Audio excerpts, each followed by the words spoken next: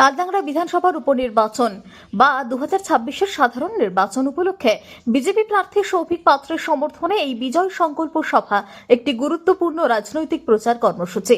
সভার মূল আকর্ষণ ও ঘটনাক্রম। প্রধান বক্তা বিরোধী দলনেতা শুভেন্দু অধিকারী তৃণমূল কংগ্রেসের সমালোচনা করে এবং বিজেপির লক্ষ্য নিয়ে বক্তব্য রাখেন তিনি।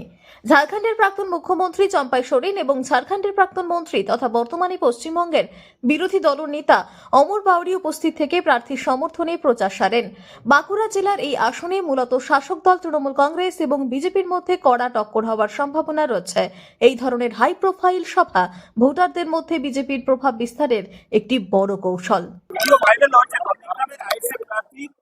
সঙ্গে তৃণমূল নেতার কথোপকথন এখানে ওই তৃণমূল নেতা দাবি করছেন শুনেছেন 4-5 দিন ধরে সাম্প্রদায়িক রাজনীতি করে ওরা এবং মুসলিম ভোটকে এক রাখতে হবে, তাই আইএসএফ লড়া যাবে না।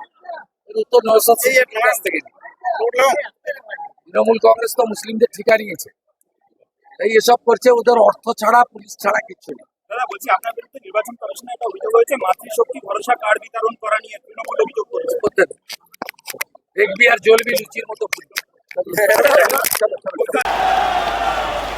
একদম বলে গেলাম, আপনারা এই ভাইটাকে জেতান।